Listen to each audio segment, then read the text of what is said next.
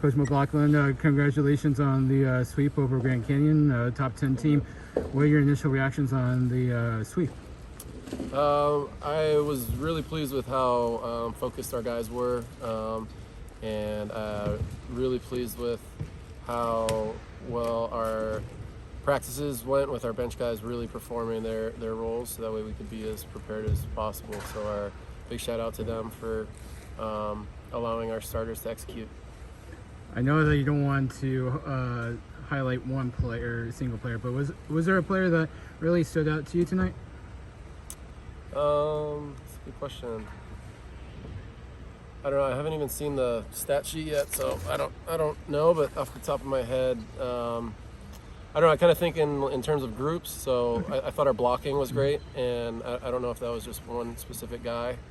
And I thought our passing unit really fought off the pass. Their servers, they have some All-American servers back there, and I thought we've only allowed one run, maybe two runs, and normally those guys could go on 3 or 4 runs a set. So shout out to our passers. And again, in practice, we've got some really great servers coming at our starters. So I was really proud of that passing unit and that blocking unit.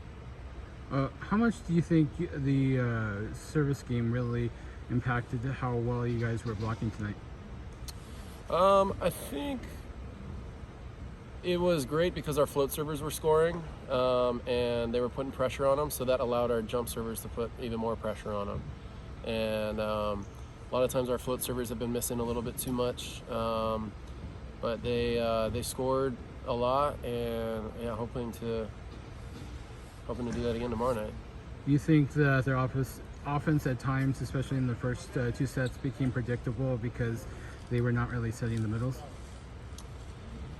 I don't know if it was predictable, but I think our service pressure gave them limited options, and I think our block adjusted well to what options they had left. So again, they're a well-balanced team. They run a good offense, so I expect they're going to come back with a lot more firepower tomorrow. Well, obviously, with a sweep, there's not a lot to improve on, but what would you like to see your team improve on overnight? Good question. I think we can become a better digging team. You know, I think that was the difference in that third set, why it was so close until 12 or so.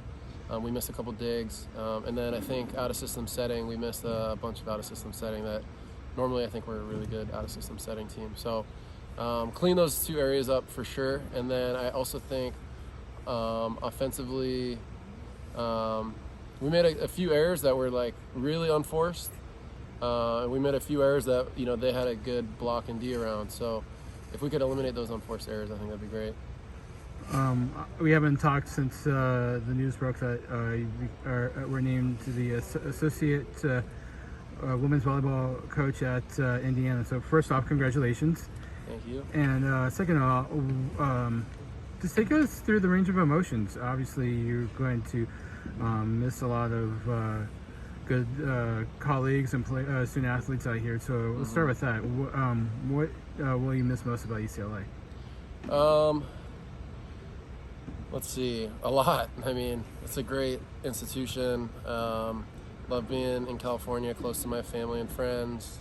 And I think the group of guys and the culture that we've built is something that I'm proud of. The way these young boys are developing into men and learning responsibility and learning ego management and celebrating one another. Something I'm proud of. And obviously working with Hawks and Sparrow has been a dream, and so I'm going to miss those guys.